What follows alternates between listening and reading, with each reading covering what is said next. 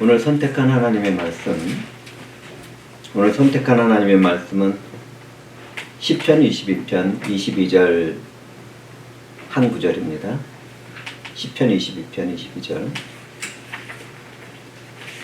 저는 오늘 이 구절을 가지고 양 잡는 자의 노래를 부르며라는 제목으로 말씀을 전하게 되어요. 제가 읽어드리도록 하겠습니다. 내가 주의 이름을 형제에게 선포하고 회중 가운데서 주를 찬송하리이다. 아멘. 전능하신 영광의 주 하나님, 거룩한 날에 주께서 부르신 이 무리가 주어진 하나님의 말씀을 나누게 되었나이다. 주의 성령께서는 아버지의 선하신 뜻과 목적 가운데 예수 그리스도를 증거하고 영광과 찬송을 올리는 이 무리들에게 감동과 권세와 능력과 힘을 부어 주시옵소서. 우리를 구원하신 예수 그리스도의 이름으로 기도드리옵나이다. 아멘.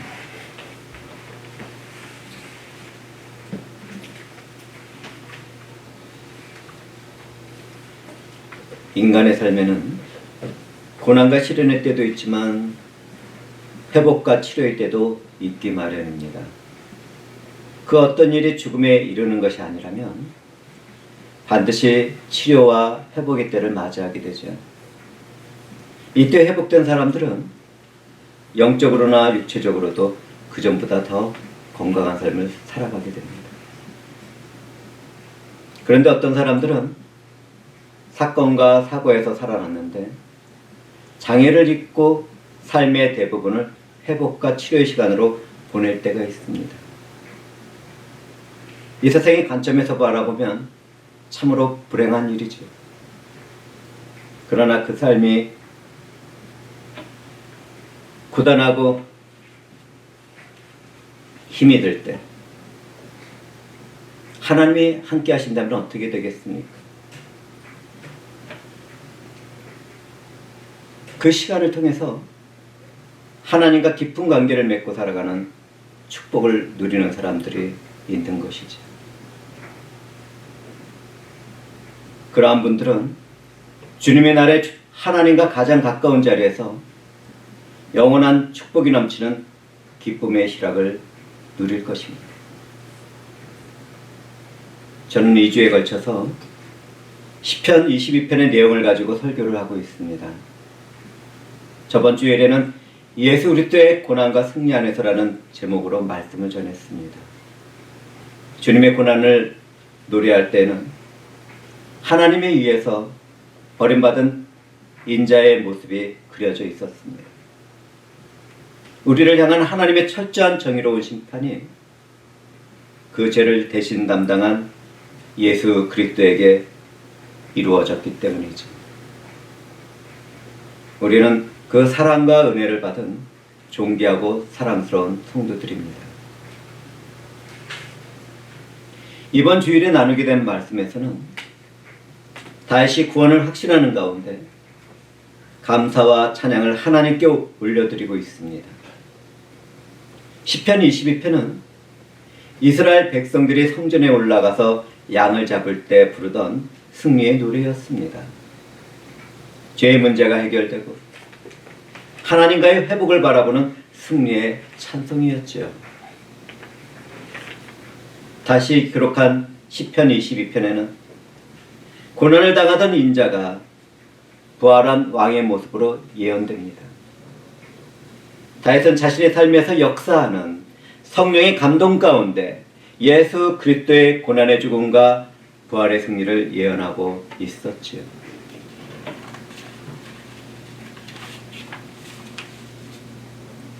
우리의 인생에서 고난과 시련의 때가 지나가고 승리의 노래가 울려 퍼진다면 정말 좋겠죠. 정말 감격스럽겠죠. 사랑하는 형제자매들은 이것을 알아야 하겠습니다. 그리스도인들이 받는 고난과 시련에는 감당하지 못할 것이 없습니다. 하나님은 고난과 시련의 때에도 피할 길을 내주거나 회복시키시기 때문입니다. 또한 끝없는 치료와 회복에 필요한 그리스도인들은 매 순간을 싸워서 이겨나가는 믿음을 소유하게 됩니다. 그리고 그 시간을 통해서 하나님을 찬송하며 영광을 돌리죠. 주님이 재림하신 그날에는 참고 인내하는 믿음 안에서 살아간 사람들이 하나님과 더 가까운 교제 가운데 있게 된 것을 보게 될 것입니다. 주님은 부자와 거지 나사로에 대한 예화를 통해서 우리에게 이 땅의 짧은 영화로운 삶과 영원한 안식과 평강의 삶에 대하여 우리들에게 들려주셨습니다. 기독교인들은 오늘 주어진 현실이 어떻든지 주님 안에서 최선의 삶을 살아가는 미래주의자들인 것이죠.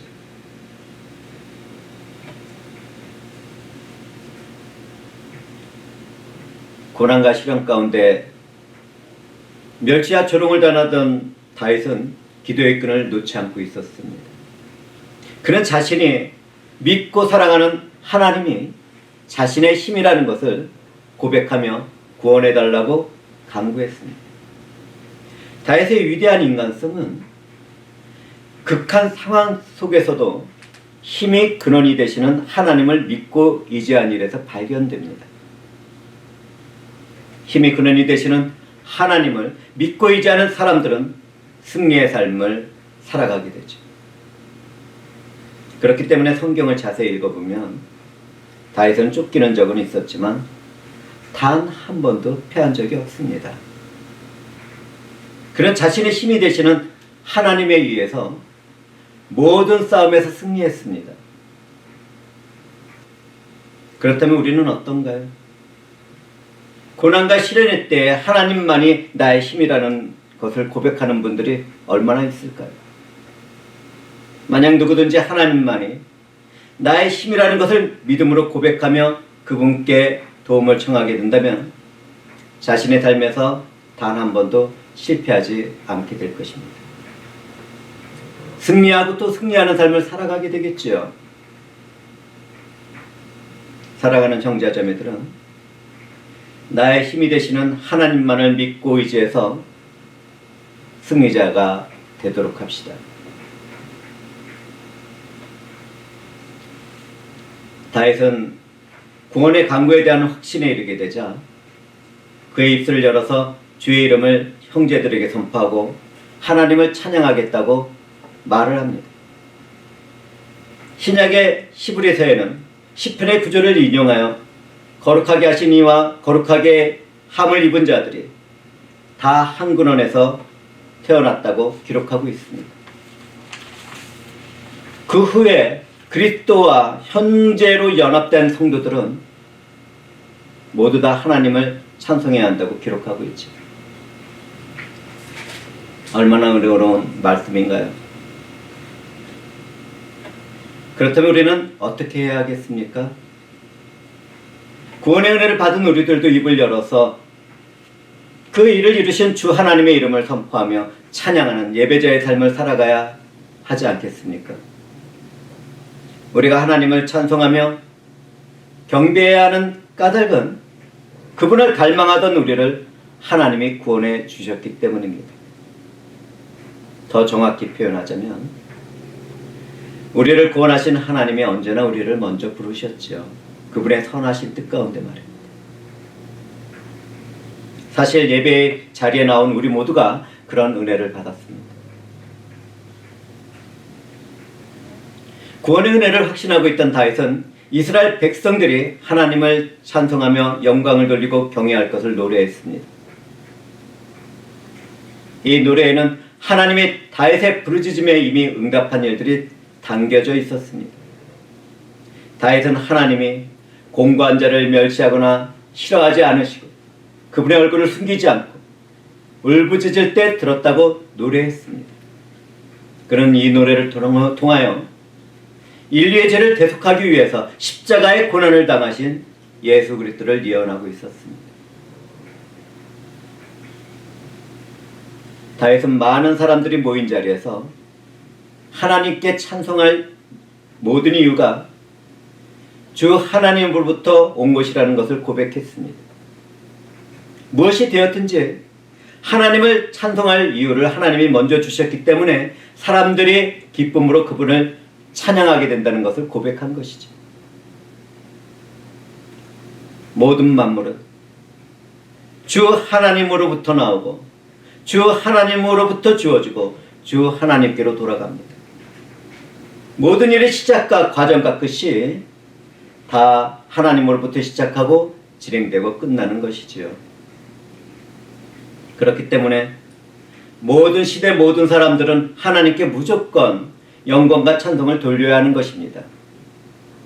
그렇게 살아가지 않는 것이 문제인 것이죠.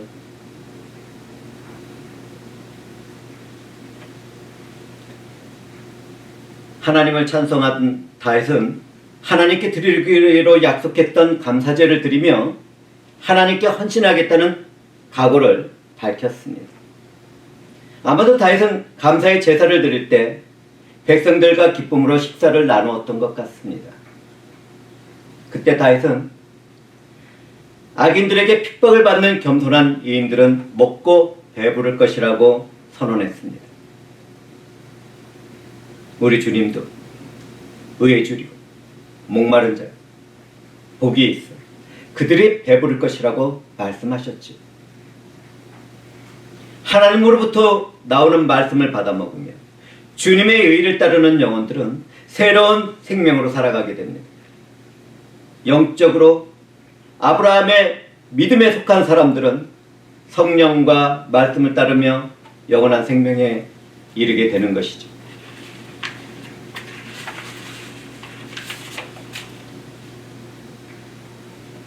우리는 다시 행한 감사제의 모습을 그리스도의 고난과 죽음을 기념하는 성찬 예식에서도 찾아볼 수 있습니다. 성찬 예식 때 회중들은 무엇을 생각하나요? 사람들은 그분을 찬송하면서 단지 한 조각 떡과 포도주로 목을 축이더군요. 그분들은 성찬 예식 때 경건해 보이기는 하지만 별 감정이 없어 보입니다. 우리는 그렇게 메마른 종교인들이 되어서는 안 되겠습니다. 저는 일부 사람들에 대해서 말씀을 드린 것입니다. 회중들은 어떤가요? 성찬 예식 때 주님의 십자가의 고난과 죽음을 생각하게 되지요. 성전이 찢어진 휘장의 주 예수 그리스도의 몸이라는 것을 깨닫게 되지요. 주님이 흘리신 보혈이 새 언약의 성취라는 것을 깨닫고 감사와 찬송이 저절로 나오죠. 삶이 고단하고 힘들 때는 그 어떤 거룩한 감동 가운데 성찬 예식의 의미를 깨닫고 눈물도 흘릴 것입니다. 그러나 우리는 그렇게 성찬의 의미를 끝내서는 안 됩니다.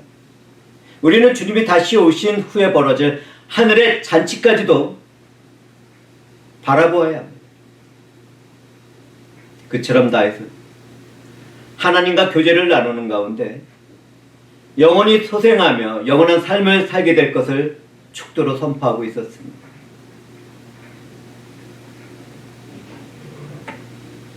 환난과 시련의 때를 살아가고 있는 사랑하는 형제자매들, 다윗처럼 하나님을 찾고 그분을 믿고 의지하며 도움을 청해야 할 것입니다.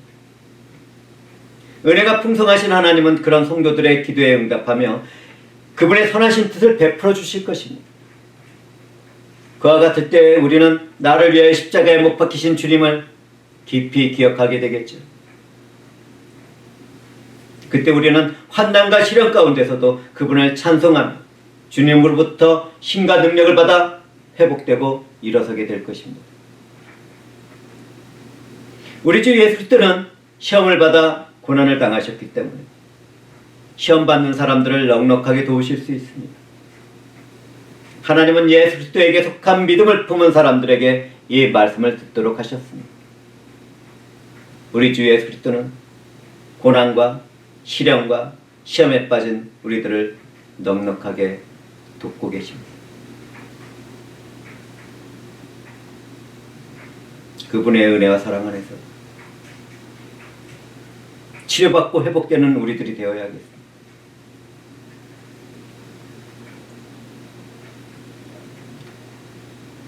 오늘을 살아가는 우리들은 내게 주어진 모든 환경과 감기 가운데 살아가는 사람들이 모두 하나님으로부터 왔으며 하나님 안에서 그 일들이 이루어지고 하나님께로 돌아간다는 사실을 잊지 말아야겠습니다. 사실 하나님의 사람들이라면 누구나 다 그것을 깨닫고 고백하게 되겠죠. 내게 일어나는 모든 일들이 사랑이신 하나님의 뜻과 목적을 이루고 있는 현장이라는 것을 발견하게 되는 것처럼 경이롭고 복된 일이 또 있을까요?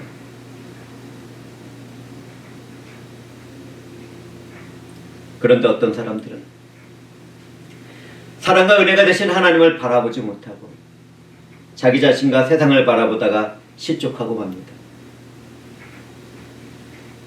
나와 관계를 맺은 다른 사람들을 바라보다가 넘어지고 일어서지 못하게 됩니다. 좌절을 하죠. 사랑하는 형제와 자매들은 내게 주어진 환경과 사람들 사이의 관계를 바라보지 맙시다. 누구든지 고통스러운 사건과 사고나 질병이나 그 밖의 삶의 문제를 바라본다면 반드시 하나님을 원망하는 가운데 불평과 불만을 터뜨릴 것입니다. 자기 자신도 모르게 하나님을 불신하는 믿음에 떨어지게 될 것입니다. 그런 사람들이 믿음을 가질 수 있을까요?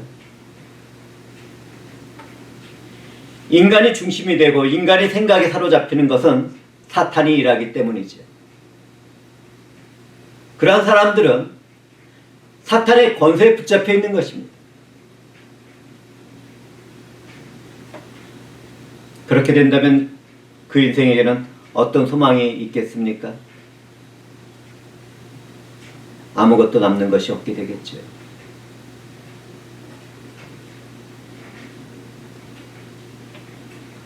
사랑하는 회중들에게 제가 말씀드릴 것이 있습니다. 우리 주 하나님에게는 그 어떤 잘못이나 죄악과 관련된 일이 없습니다. 사랑과 공의의 하나님은 언제나 지혜롭고 탁월하시고 거룩하시고 선하시고 신실하시고 완전하시고 영광스럽습니다. 누구든지 예수 그리스도 안에서 그와 같은 우리 하나님 아버지를 믿고 의지하며 감사와 찬송을 드린다면 희락의 기쁨과 평강과 승리의 삶이 주어질 것입니다.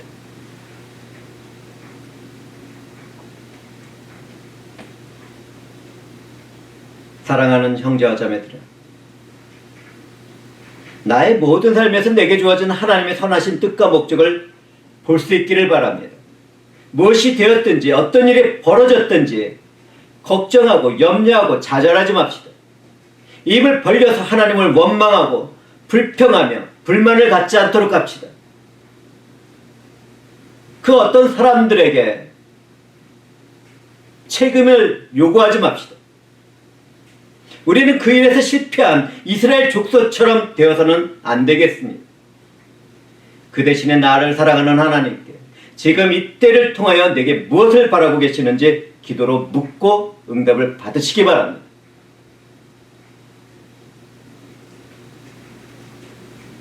기도는 일방적으로 하나님께 올려드리는 것이 아닙니다. 기도에는 하나님과의 깊은 영적인 교제가 존재합니다. 하나님께 기도한 사람들은 믿음 안에서 잠잠히 있어야 합니다. 그러면 하나님은 사람들을 통해서도 환경을 통해서도 하나님의 말씀을 통해서도 대답해 주십니다. 때로는 우리의 내면에 함께 계시는 성령의 음성을 들을 때도 있지.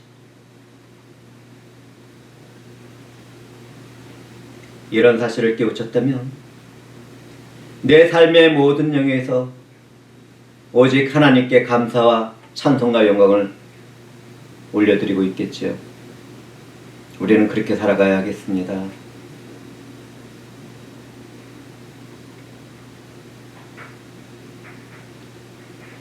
고난과 시련의 때에 드리던 다윗의 간구는 어느덧 구원자로 오실 예수 그리스도와 그분이 통치할 시대를 예언하는 것으로 바뀌어 있었습니다.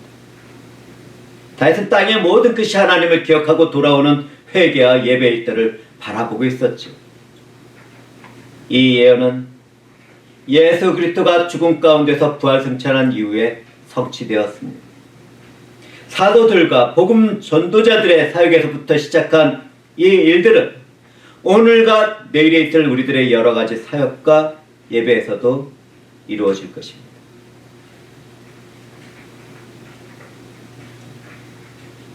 하나님은 창조한 모든 세상의 왕이시며 주권자이십니다. 하나님은 죄로 타락한 자들을 심판하는 가운데서도 어떤 사람들에게는 구원의 은혜를 베풀어 주시며 그분의 백성으로 삼으시죠. 오늘날 예수의 대속의 은혜를 힘입은 성도들은 하나님의 백성들이며 자녀들입니다. 하나님이 선택하셨죠. 그분의 선하신 뜻 가운데 예수 그리스도 안에서 그렇게 하셨죠. 성령께서는 그러한 우리들에게 하나님의 것으로 인쳐주시고 보증하고 계시죠. 이 은혜가 이 우리들에게 임했습니다. 하나님은 예수 그리스도 안에서 그분의 것으로 부르시고 택한 사람들을 이롭다고 하시고 이롭다고 하신 사람들에게 영광을 입혀주시며 영원한 통치를 이루어가고 계십니다.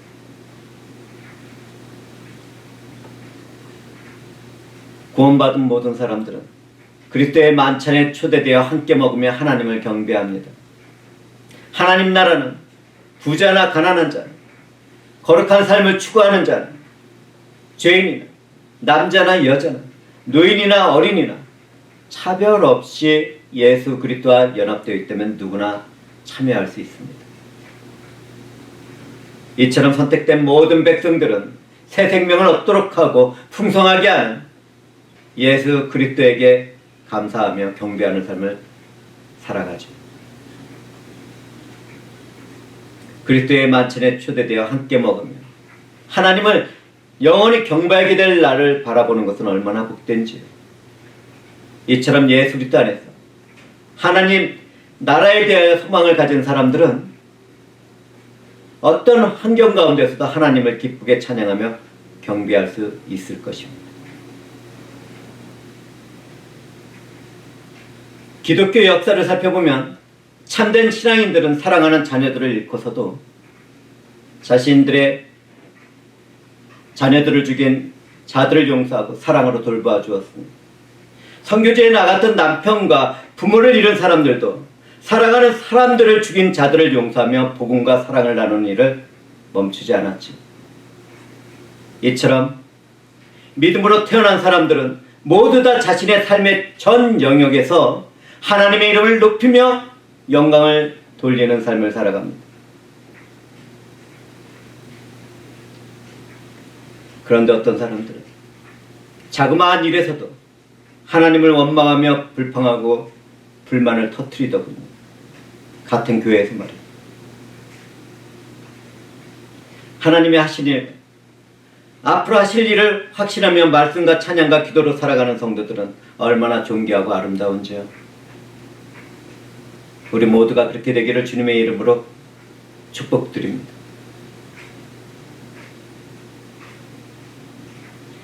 하나님의 나라에 참여할 믿음의 자손들은 예수 그리스도의 복음 안에서 계속 탄생합니다. 모든 인간은 한번 찾아올 죽음을 피할 수는 없지만 믿음의 사람들에게는 예수 그리스도를 부활시킨 성령이 내주하십니다. 얼마나 감사한지. 예수 그리스도를 부활시킨 성령께서는 하나님의 뜻대로 우리들도 부활시킬 것을 성경은 기록하고 있죠. 제가 읽어드리겠습니다. 예수를 죽은 자 가운데서 살리신 이의 영이 너희 안에 거하시며 그리스도 예수를 죽은 자 가운데서 살리시니가 너희 안에 거하시는 그의 영으로 말미암아 너희 죽을 몸도 살리시리라. 어떠세요? 정말 은혜로운 말씀이죠. 이 은혜가 이 무리들에게 이미 있습니다. 구원의 은혜를 받은 우리는 새 생명으로 태어날 사람들을 바라보며 복음을 전합니다. 하나님이 행하시는 사랑과 은혜에 구원을 기뻐 찬양하며 하나님께 영광을 올려드리지. 이런 날들은 주님이 다시 오시는 그날까지 계속될 것입니다.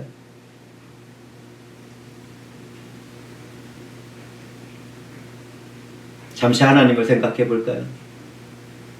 하나님의 공의는 사랑이신 하나님의 또 다른 속성입니다.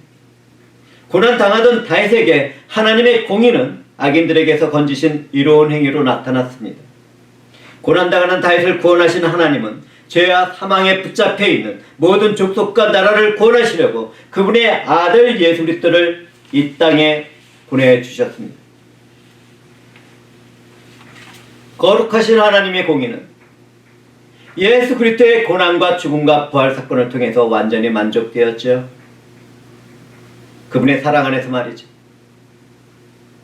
우리 주 예수 그리스도의 죽음과 부활을 통하여 완전히 성취하신 하나님의 구속의 역사는 얼마나 탁월하고 지혜롭고 완전하며 영광스럽습니까? 다윗은 자신에게 주어진 고난의 삶을 양 잡는 자의 노래를 부르며 예수 그리스도에 대한 소망과 승리를 예언하고 찬양하고 있었습니다.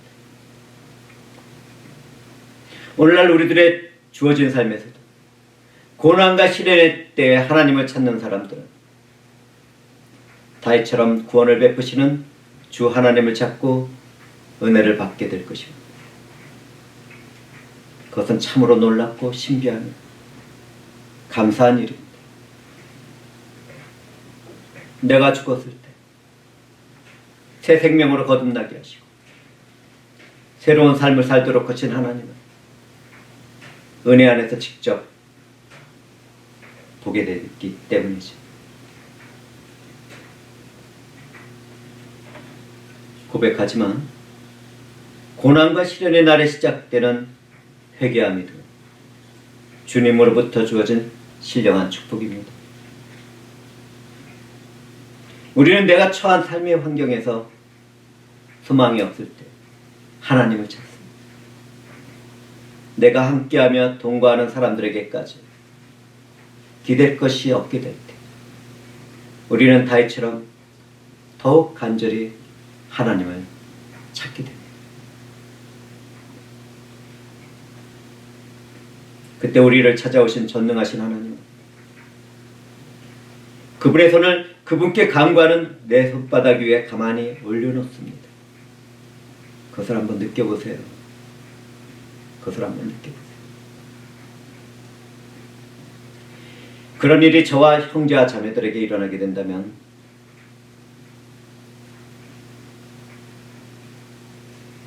그 은혜 가운데 있는 나는 어떻게 하겠습니까? 우리의 손바닥에 올려놓은 주 하나님의 손을 잡아야 하겠죠. 만약 누구든지 하나님의 손을 잡게 된다면 하나님은 실패와 좌절 가운데 쓰러져 있는 우리들을 반드시 일으켜 주실 것입니다. 반드시 말이죠. 그리스도인이 된 우리 모두는 고난과 시련 가운데서도 영광을 누리는 삶을 살아가게 됩니다. 내게 주어진 고난과 시련의 삶에서 우리 주 예수 그리스도와 복음과 그분의 영광의 빛을 찬송하게 되죠. 우리가 그렇게 살아갈 수 있는 이유는 세상의 어둠이 무엇인지, 주님의 영광의 빛이 무엇인지를 너무나 잘 알고 있기 때문입니다. 하나님의 말씀으로 인한 주님의 빛이 나를 비추게 됩니다. 나는 그동안 어둠에 있었다는 것을 금방 깨닫게 됩니다. 각성되는 것이죠. 주님의 권세와 능력의 힘을 얻고 회개와 믿음으로 한 걸음씩 구원의 하나님 나라로 걸어가는 우리는 얼마나 존귀한지. 우리가 걸어가는 그 길은 세상에서 바라볼 때는 좁고 좁은 길이며 어려운 길이지만 은혜를 받은 사람들에게 믿음과 소망과 사랑의 빛이 찬란한 영광의 길입니다.